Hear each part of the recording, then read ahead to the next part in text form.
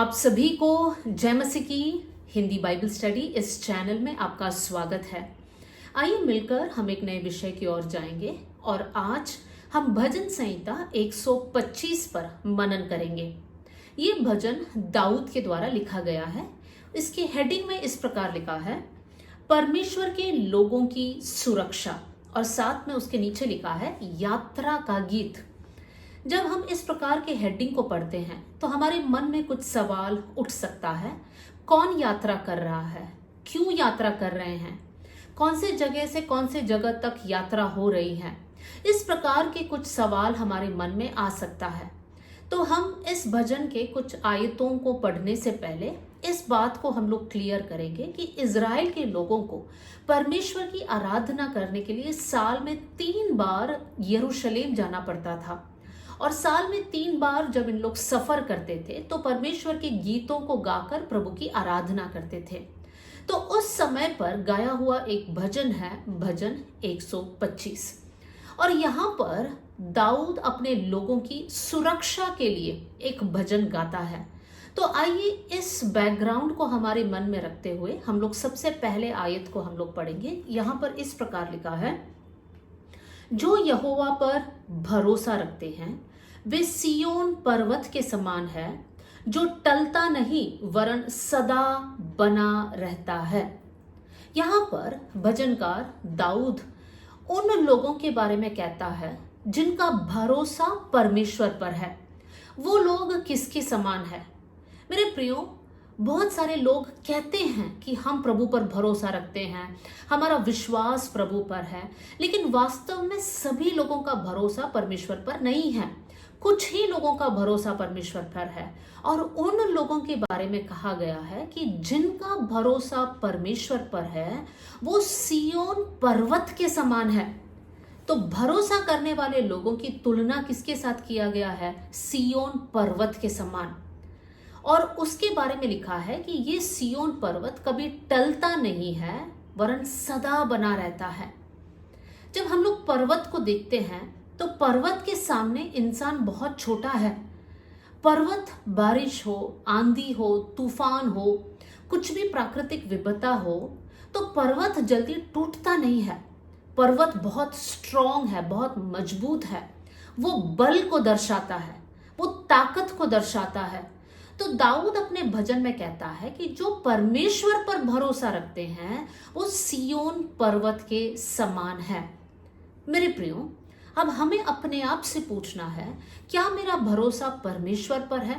जैसे मैंने पहले कहा, हम में से बहुत सारे लोग ऐसे होंगे जो कहते हैं कि हाँ, मैं प्रभु पर भरोसा करती हूँ, परमेश्वर पर मेरा भरोसा है। लेकिन जब समस्या का सामना करना पड़ता है, जब अलग अलग प्रॉब्लम्स हमारे जीवन में आता है, तो उस समय पर हम क्या कहते हैं? क्या हमारा भरोसा सचमुच परमेश्वर पर है, या फिर हम लोग सोचते हैं मैंने प्रभु से क्यों प्रार्थना की, मैंने परमेश्वर पर भरोसा क्यों किया, इससे अच्छा मैं विश्वास में नहीं होता। क्या इस प्रकार का बातें हमारे मन में आता है? दाऊद कहता है, दाऊद एक अनुभवी व्यक्ति है जिसने परमेश्वर का प्रेम को, परमेश्वर की विश्वास योग्यता को चखा है। और दाऊद कहता है कि भरोसा करने वाला व्यक्ति सियोन पर्वत के समान है। मेरे प्रियो, परमेश्वर पर भरोसा रखना एक बहुत अद्भुत बात है। हमारे जीवन में भी हम कहने पाए कि प्रभु मेरा भरोसा आप पर है। चाहे हमें घोर अंधकार से भरी हुई तराई से होकर जाना पड़े, चाहे हमें रोने की तराई से होकर जाना पड़े, चाहे हमें सूखी हड्डियों की तराई से होकर जाना पड़े, हमें ये सीखना है, हमें ये अपने आप से कहना है कि मेरा भरोसा परमेश्वर पर है। इस सियोन पर्वत की खासियत क्या है? इसकी खूबी क्या है? सियोन पर्वत यरूशलेम में है और इस सियोन पर्वत पर परमेश्वर का भवन है। तो यहाँ पर हम क्या देख सकते हैं कि इस पर्वत के ऊपर परमेश्वर का भवन है या वो मंदिर है।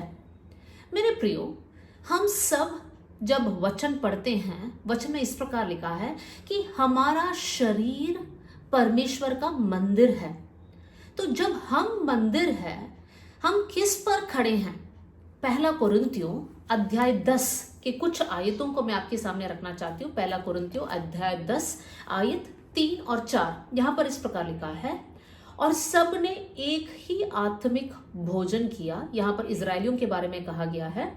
और सब ने एक ही आत्मिक जल पिया, क्योंकि वे उस आत्मिक चट्टान से पीते थे जो उनके साथ साथ चलती थी, और वो चट्टान मसीह था। मेरे प्रियो, हम उस चट्टान पर के मंदिर है। इसका मतलब हमारा बुनियाद मसीह पर है। इसलिए वचन में लिखा है, जो प्रभु का वचन सुनकर मानते हैं वो उस बुद्धिमान पुरुष के समान है जो अपना घर चट्टान पर बनाता है। कौन है मंदिर? हम है मंदिर। हमारा शरीर मंदिर है। कौन है चट्टान? यीशु मसीह है चट्टान। तो मेरे प्रियो, हम वो भवन है, हम वो मंदिर है जो यीशु मसीह नामक चट्टान पर स्थिर है। हमारा बुनियाद यीशु मसीह है। हमारा जीने का आधार यीशु मसीह है। और ऐसे लोगों के बारे में कहा गया है कि वो सियोन पर्वत के समान है जो कभी टलता नहीं, जो कभी डगमगाता नहीं। एक दो आयत और आपके सामने रखना चाहती हूँ। भजन 22 और उसके आयत 5 में इस प्रकार लिखा है, जो परमेश्वर पर भरोसा रखते हैं उनका मुंह कभी लज्जित नहीं होगा। मेरे प्रियो, जब मैं और आप परमेश्वर पर भरोसा रखते हैं, परमेश्वर हमें लज्जित होने नहीं देगा। साथ में एक और आयत, भजन 16 और उसकी आयत 8, साम 16 वर्स 8, यहाँ पर इस प्रकार लिखा है, मैंने यहोवा को निरंतर अपने सम्मुख रखा है, इसलिए कि वो मेरे दाहिने हाथ रहता है, मैं कभी ना डगमगाऊंगा। यहाँ पर भजनकार क्या कहता है कि मैंने परमेश्वर को अपने सामने रखा है, मेरे दाहिने हाथ में है, और इसलिए मैं कभी नहीं डगमगाऊंगा। मेरे प्रियो, इस जीवन की यात्रा में अगर आपका नजर, अगर आपकी दृष्टि केवल परमेश्वर पर है तो आप कभी नहीं डगमगाएंगे। नहीं आपका ध्यान लोगों पर है, अगर आपका ध्यान इस संसार की बातों पर है, अगर आपका ध्यान इस दुनिया के धन दौलत पदवी पर है, तो आप परेशानियों के बीच में, आप संकट के बीच में आप गिर जाओगे। बहुत सारे विश्वासी लोग हैं जो दूसरे विश्वासियों को देखकर जीते हैं, और उसका कमी यह है, जब हम दूसरे विश्वासियों को देखकर जीते हैं, विश्वासी कभी भी गिर सकते हैं। और जब वो विश्वासी जिनको हम देखते हैं, जिनको हम हमारा प्रेरणा मानते हैं, वो गिरते हैं, तब विश्वास के जीवन में हम कमजोर हो जाते हैं। और वचन में लिखा है कि हमारा नजर हमेशा परमेश्वर पर होना चाहिए। हमें हमारा प्रभु पर ताक कर हमारा इस जीवन को जीना है। हमारा जीवन एक यात्रा है। जब इजरायली लोग यरूशलेम की ओर यात्रा कर रहे हैं, हमें समझना है हमारा जीवन भी एक यात्रा है, और हमारी यात्रा, हम लोग अनंत जीवन की ओर, हमारी ये यात्रा है। और हमारी यात्रा में हमें ये समझना है कि हमारा भरोसा केवल और केवल परमेश्वर पर होना चाहिए। और जब हमारा भरोसा परमेश्वर पर है तो हम कभी भी नहीं डगमगाएंगे, हम नहीं गिरेंगे। शद्रक, मेशक, अबेदनगो, 3 जवान, वो लोग कहते हैं कि हे राजा, आप हमें इस आग में डाल दीजिए, हम इस बनाए हुए मूर्ति के सामने दंडवत नहीं करेंगे, हमारा परमेश्वर हमें बचाएगा, और अगर नहीं भी बचाएगा तो भी हम गलत नहीं करेंगे। कितना भरोसा है परमेश्वर पर। मेरे प्रिय भाई बहनों, संकट के बीच में भी आप अपने आप से कहना कि मैं परमेश्वर को नहीं छोड़ूंगी, मैं परमेश्वर को नहीं छोड़ूंगा। चाहे मुझे निंदा सहना पड़े, चाहे मुझे सताव सहना पड़े, चाहे गरीबी से होकर जाना पड़े, चाहे कोई भी समस्या क्यों ना हो, मैं परमेश्वर को नहीं छोड़ूंगा या नहीं छोड़ूंगी, क्योंकि मेरा भरोसा परमेश्वर पर है। मेरे प्रियो, प्रभु पर भरोसा करने हमें सीखना है। प्रभु पर भरोसा करने का मतलब यह है कि चाहे मुझे जल से होकर जाना पड़े, चाहे मुझे आग से होकर जाना पड़े, परमेश्वर मेरे साथ है, परमेश्वर मुझे बचाएगा। और अगर नहीं भी बचाएगा तो भी मैं अपने जीवन परमेश्वर के लिए ही जीऊंगी या फिर जीऊंगा। आइए हम लोग उसकी दूसरी आयत को हम पढ़ेंगे। भजन 125 उसका दूसरा आयत इस प्रकार लिखा है, जिस प्रकार यरूशलेम के चारों ओर पहाड़ है। यहाँ पर फर्स्ट लाइन में लिखा है, यरूशलेम के चारों ओर पहाड़ है। अब हमने पहले आयत में क्या सीखा? यरूशलेम में सियोन पर्वत है, और सियोन पर्वत के ऊपर प्रभु का भवन है। अब इस सियोन पर्वत के चारों ओर पर्वत है। और जब हम लोग थोड़ा हिस्ट्री और ज्योग्राफी को पढ़ते हैं, वहां पर हम इस प्रकार देख सकते हैं, सिय्योन पर्वत के चारों ओर के पर्वत बहुत बड़े बड़े पर्वत है। सिय्योन पर्वत भी बड़ा है, लेकिन इन कंपैरिजन, इन दूसरे पहाड़ों के कंपैरिजन में सिय्योन पर्वत छोटा पड़ जाता है, और दूसरे जो घेर रखे हुए पहाड़ है वो बहुत बड़े बड़े पहाड़ है। तो दूसरी आयत में हम क्या पढ़ रहे हैं, जिस प्रकार यरूशलेम के चारों ओर पहाड़ है, उसी प्रकार यहोवा अपनी प्रजा के चारों ओर अब से लेकर सर्वदा तक बना रहेगा। एक और बार मैं रिपीट करना चाहती हूं, जैसा यरूशलेम के चारों ओर पहाड़ है, वैसे ही परमेश्वर अपने लोगों के लिए, अपने प्रजा के लिए सदा सर्वदा बना रहेगा। परमेश्वर कहना चाहता है कि अगर तुम मेरी प्रजा हो तो मैं तुम्हारे लिए सुरक्षा दूंगा, मेरी उपस्थिति हमेशा तुम्हारे साथ बनी रहेगी। पहले लाइन पे आएंगे, जैसे यरूशलेम के चारों ओर पर्वत है, इसका मतलब यरूशलेम को सुरक्षा मिलता है इन पर्वतों से, वैसे ही हमारे जीवन में परमेश्वर की उपस्थिति हमारे चारों ओर रहेगा, परमेश्वर का सुरक्षा हमारे चारों ओर रहेगा। लेकिन वहां पर जो शब्द लिखा है, परमेश्वर कहता है मेरी प्रजा के लोगों के लिए, वहां का शब्द पर ध्यान दीजिए, वहां पे लिखा है अपने प्रजा। परमेश्वर अपने प्रजा के चारों ओर अपनी उपस्थिति और अपना सुरक्षा देगा। क्या परमेश्वर आपका स्वामी, क्या परमेश्वर आपका राजा है, या फिर कोई और आपका जीवन को कंट्रोल करता है? आज आपका जीवन को धन दौलत कंट्रोल करता है, आपके दोस्त कंट्रोल करते हैं, या फिर परमेश्वर कंट्रोल करता है? मेरे प्रियो, हमें जांचना है। बहुत से वक्त हम प्रार्थना करते हैं, प्रभु मुझे सुरक्षा देना, मुझे संभाल कर रखना, लेकिन यहाँ पर आयत में हम समझ सकते हैं, जब हम परमेश्वर को अपने जीवन का राजा समझेंगे तब परमेश्वर हमें सुरक्षा देगा। मेरे प्रिय भाई बहनों, आज होने पाए परमेश्वर आपके जीवन का स्वामी और राजा रहे। स्वामी का मतलब क्या है, राजा का मतलब क्या है? स्वामी और राजा का हुक्म मेरे जीवन में पूरा होना है। मैं प्रभु के दासी हूं या प्रभु का दास हूं, इस प्रकार हमारे अंदर का विचार होना चाहिए। मतलब मेरी इच्छा नहीं, परमेश्वर की इच्छा मेरे जीवन में पूरा होना है। जैसे यूहन्ना बपतिस्मा कहता है कि मैं घटूं और प्रभु मुझ में बढ़े, मेरी इच्छा खत्म हो जाए और परमेश्वर की इच्छा मेरे जीवन में पूरा हो जाए। तो एक और बार मैं दूसरी आयत को पढ़ना चाहती हूं, जिस प्रकार यरूशलेम के चारों ओर पहाड़ है, उसी प्रकार यहोवा अपनी प्रजा के चारों ओर अब से लेकर सर्वदा तक बना रहेगा। कब से कब? अनंत तक। हमारे जब तक इस पृथ्वी में हमारा जीवन है तब तक परमेश्वर हमको सुरक्षा देगा। मेरे प्रियो, जब इस पृथ्वी में हम रहते हैं, हर दिन के न्यूज़ को हम पढ़ते हैं, कितनी चौंकाने वाली बातें हैं, कितने डेंजरस बातों को हम पढ़ते हैं, कितनी खून हो रहा है, कितने बलात्कार हो रहे हैं, कितना करप्शन है, कितना झूठ है, कितना वायलेंस है, हिंसा है।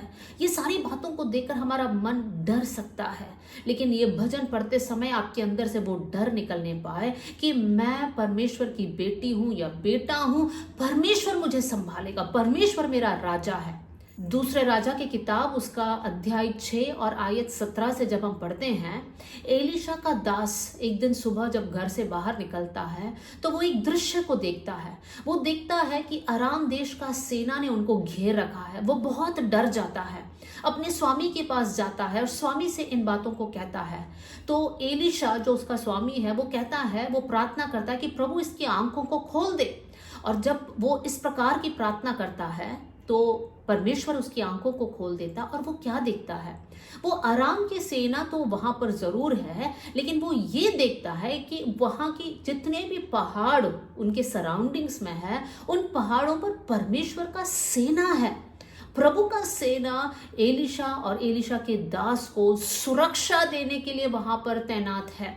मेरे प्रियो, हमें ये समझना है, परमेश्वर का सेना, परमेश्वर का स्वर्गदूत हमारे चारों ओर है। इसलिए वचन में लिखा है कि परमेश्वर के स्वर्गदूत प्रभु के डरवैयों की ओर छावनी लगाए रहता है। मेरे प्रियो, मेरे और आपके चारों ओर स्वर्गदूत है। हम नहीं देख सकते हैं, लेकिन परमेश्वर ने उन्हें तैनात किया है ताकि वो हमें सुरक्षा दे। लेकिन हमें भी वैसे ही आत्मिक बातों में परमेश्वर को पहला स्थान देते हुए आगे बढ़ना है। आइए हम लोग आयत 3 की ओर हम बढ़ेंगे। क्योंकि दुष्टों की राजदंड धर्मियों के भाग पर बना ना रहेगा। दुष्टों के राजदंड, राजदंड मतलब एक अधिकार को दिखाता है। राजाओं के हाथ में राजदंड होता है, और जब राजा राजदंड को आगे दिखाता है उसका मतलब कोई वहां पर आ सकता है, राजा का अनुमति है।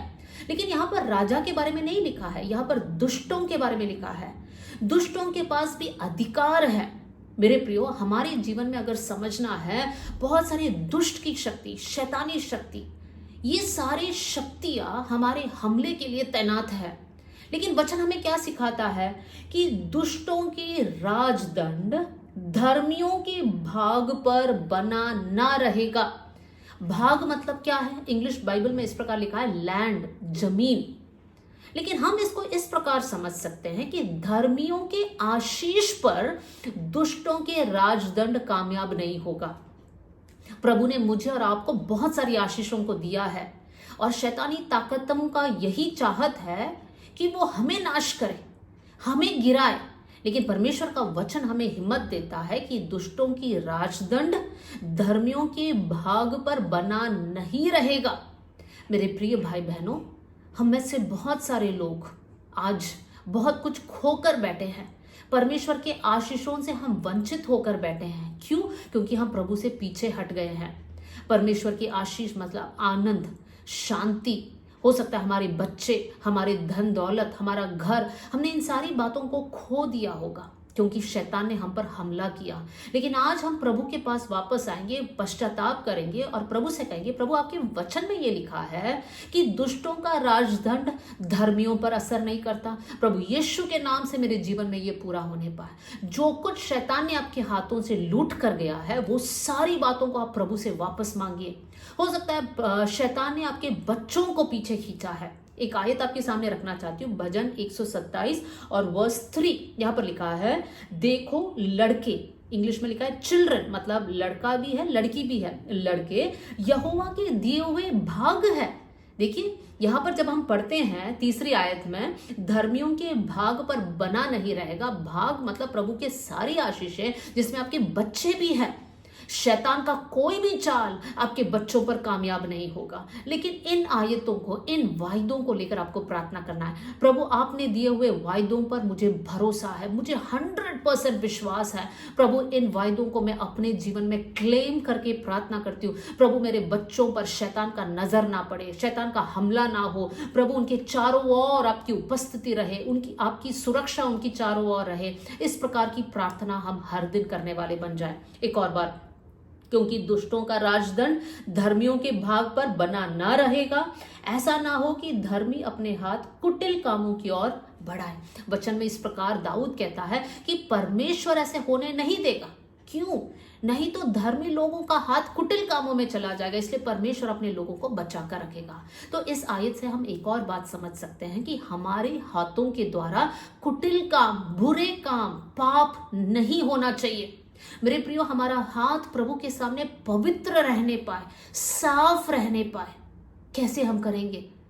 हमारे हाथों का काम प्रभु के सामने सही रहे, कुछ भी गलत हमारे हाथों के द्वारा ना जाए, गलत कमाई हमारे हाथों में, हमारे परिवार में ना आए। गलत तरीके पैसे कमाना मतलब रिश्वत लेना, घूस लेना या किसी और के प्रति कुछ गलत काम को करना, ये सारे हमारे जीवन से, हमारे हाथों के जरिए नहीं होना चाहिए। हमारा हाथ जब हम परमेश्वर के लिए उठाते हैं, आराधना करते हैं, प्रभु की स्तुति करते हैं, हमारा हाथ पवित्र होने पाए। मेरे प्रियो, आज अपने जीवन को जांचिए, अपने हाथों की ओर अपने ध्यान को लेकर जाइए। इस हाथों के जरिए होने वाले काम क्या प्रभु के सामने पवित्र है? मेरे प्रियो, आप प्रभु से कहिए, प्रभु मैं आपकी बेटी हूं, मैं आपका बेटा हूं। पिछले दिनों में मैंने गलत किया प्रभु, लेकिन आज से लेकर मैं माफी चाहती हूं और प्रभु मैं मन फिराती हूं। ये हाथों का कार्य आपके सामने सही होने पाए। मैं एक गलत सिग्नेचर नहीं करूंगी, मैं गलत कागजातों पर मैं अपना अप्रूवल नहीं दूंगी, मैं कुछ भी गलत अपने हाथों से नहीं करूंगी। प्रभु मुझे पवित्र रखना। एक आयत को आपके सामने मैं पढ़ना चाहती हूँ, 2 कोरिन्थियों अध्याय 7 आयत 1, 2 कोरिन्थियंस चैप्टर 7 वर्स 1। यहाँ पर इस प्रकार लिखा है, अतः हे प्रियो, जबकि ये प्रतिज्ञाएं हमें मिली है, हमें ये सारी वायदाएं मिली है, तो आओ हम अपने आप को शरीर और आत्मा की सब मलिनता से शुद्ध करे और परमेश्वर का भय रखते हुए पवित्रता को सिद्ध करे। अपने आप को मतलब अपने शरीर, अपने आत्मा को हम पवित्र रखें, अपने जीवन को हम शुद्ध रखें, हमारे अंदर कोई मलिनता, कोई भी दाग धब्बा हमारा आत्मा पे, हमारे शरीर पर ना लगे, क्योंकि परमेश्वर की उपस्थिति हमारे चारों ओर है और प्रभु की उपस्थिति हमारे चारों ओर होना है तो हमारा जीवन पवित्र होना है। मेरे प्रियो, मैं और आप पाप में जीकर, गंदगी में जीकर प्रभु की उपस्थिति को चाहेंगे तो परमेश्वर की उपस्थिति हमारे साथ नहीं रहेगा। तो हमें क्या करना है? जितनी भी गंदी बातें हम करते हैं उनको छोड़कर हमें परमेश्वर के निकट आना है। हम वापस आएंगे उस भजन संहिता की ओर। भजन संहिता 125 उसकी 4 आयत को मैं पढ़ना चाहती हूँ। हे यहोवा, भलों का और सीधे मन वालों का भला कर। दाऊद क्या प्रार्थना करता है? प्रभु, जो लोग सीधाई से चलते हैं, जिनके पास सीधा मन है, जो भले हैं आपके सामने, प्रभु आप उनके लिए भलाई करना, आप उनको आशीष देना। दाऊद कितने हक के साथ ये प्रार्थना करता है कि प्रभु सीधे मन वालों को आप आशीष देना। दाऊद ऐसा क्यों प्रार्थना करता है? क्योंकि दाऊद के मन में खराई है। मेरे प्रियो, आज हम ये प्रार्थना करें, प्रभु मेरे हाथ आपके सामने शुद्ध रहे, मेरा मन आपके सामने खरा रहे। जब हमारा मन प्रभु के सामने सीधा है, खरा है, जब हमारे जीवन में इंटीग्रिटी है, तब परमेश्वर हमारे साथ भला है और परमेश्वर का आशीष हमारे जीवन में हम देख पाएंगे। अगर परमेश्वर आपसे कुछ चाहता है वो है मन की खराई। जब हम प्रभु को आराधना करते हैं तो वो मन की खराई से उठने पाए। जब हम परमेश्वर की सेवा करते हैं तो हमारे मन के सीधापन से वो होने पाए। जब हम परमेश्वर या लोगों के लिए कुछ भी करते हैं तो उसमें हमारा स्वार्थ ना रहे, कोई गलत विचार या एटीट्यूड ना हो, लेकिन हमारे मन में खराई होने पाए। आइए हम लास्ट आयत को पढ़ेंगे। परंतु जो मुड़कर टेढ़े मार्गों में चलते हैं, जो मुड़कर मतलब पहले वो लोग प्रभु के राह में चल रहे थे लेकिन कभी ना कभी वो मुड़ गए और वापस बुराई के मार्ग में चले, उन लोगों के लिए लिखा है, परंतु जो मुड़कर टेढ़े मार्ग में चलते हैं उनको यहोवा अनर्थकारियों के संग निकाल देगा। उनको परमेश्वर क्या करेगा? अनर्थकारियों के साथ उनका भाग रहेगा, इजराइल को शांति मिले। मेरे प्रियो, यहाँ पर वचन में लिखा है कि जो लोग प्रभु के साथ साथ चल रहे थे, जिन्होंने हमारे इस समय के संदर्भ के अनुसार मैं कहूं तो जिन्होंने विश्वास किया, उद्धार पाया, बपतिस्मा लिया, प्रभु के साथ साथ चल रहे थे, लेकिन एक समय वो लोग मुड़कर वापस अपने बुराई में चलने लगे, उनके बारे में लिखा है कि उनका जो भाग है, उनके लिए जो रखा है वो अनर्थकारियों के साथ है, मतलब वो पापियों के साथ है। हम जानते हैं पापियों का अनंतता जो है अनंत मृत्यु है।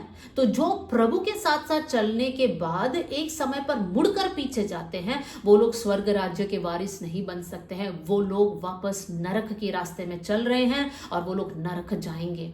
मेरे प्रिय भाई बहनों, हम में से सभी लोग विश्वास के जीवन को बड़े जोश के साथ हम शुरू करते हैं, आनंद के साथ हम शुरू करते हैं, लेकिन कुछ समय बाद हमारा जोश, हमारा आनंद, हमारा विश्वास थोड़ा कम पड़ जाता है। वहां पर हमें सावधान रहना है, अपने आप को हमें हिम्मत देकर प्रभु में आगे बढ़ाना है। अगर हम पीछे मुड़ गए तो परमेश्वर की आशीषों से हम वंचित रहेंगे, स्वर्ग राज्य के वारिस हम नहीं बनेंगे। और अगर आज आपके वचन सुनते समय आपको लग रहा है कि इस विश्वास के जीवन में मैं कहीं ना कहीं पीछे मुड़कर वापस वो पुराने पाप कर रही हूं या कर रहा हूं, वापस वो गलत संगति में है, वापस उस गलत नशे की आदत में मैं चला गया या चली गई, तो आज सावधान हो जाइए, वापस प्रभु के मार्ग में आइए, नहीं तो आपका अनंतता जो है मृत्यु में है, आप नरक में अपना समय को बिताओगे। तो मेरे प्रिय भाई बहनों, ये भजन के जरिए हम लोग अपने जीवन को उत्साहित करने पाए। प्रभु पर भरोसा करने वाले सिय्योन पर्वत के समान है, जो कभी टलता नहीं लेकिन सदा बना रहता है। और परमेश्वर की सुरक्षा, परमेश्वर की उपस्थिति चारों ओर हमारे साथ बना रहेगा। लेकिन हमें क्या करना है? हमारे जीवन को पवित्र रखना है, हमारे हाथों का कार्य पवित्र होने पाए, हमारे मन में खराई होने पाए, सीधाई होने पाए, हम परमेश्वर की आशीष को अनुभव करेंगे। नहीं, आप प्रभु से मुड़कर वापस गए हैं तो आप नरक की ओर बढ़ रहे हैं, तो अब समय है आप एक और बार पश्चाताप कीजिए, प्रभु से कहिए, प्रभु मुझे माफ कर दीजिए कि आपकी प्रेम को ठुकरा कर मैं चली गई, मैं वापस आना चाहती हूँ। अगर आप इस प्रकार की प्रार्थना करेंगे तो परमेश्वर गले लगाने के लिए तैयार है। परमेश्वर अपने बाहों को खोल कर खड़ा है कि कब मेरा बेटा मेरा बेटी वापस मेरे पास आएगा। मेरे प्रियो, अगर आप ऐसा एक व्यक्ति है तो मेरे साथ इस प्रकार की प्रार्थना कीजिए। स्वर्गीय पिता, आज का वचन के लिए धन्यवाद। प्रभु, पिछले दिनों में मैं आपसे पीछे हट गई, मुझे क्षमा कर दे। मैं बुरी आदतों में दोबारा फंस गया। प्रभु मैं प्रार्थना करती हूँ, मुझे क्षमा कर। प्रभु मैं आपके बच्चों के लिए प्रार्थना करती हूँ जो पीछे हटे। प्रभु आज ये वचन के जरिए आप उनसे बात कीजिए, अपने पास खींच लीजिए कर मैं दुआ करती हूँ। प्रभु थैंक यू परमेश्वर, आपने हमारी प्रार्थना सुन लिया। सारा आदर सारी महिमा आपको देते हुए प्रभु यीशु मसीह के नाम से हम मांगते हैं, amen. God bless you all. जय मसीह की।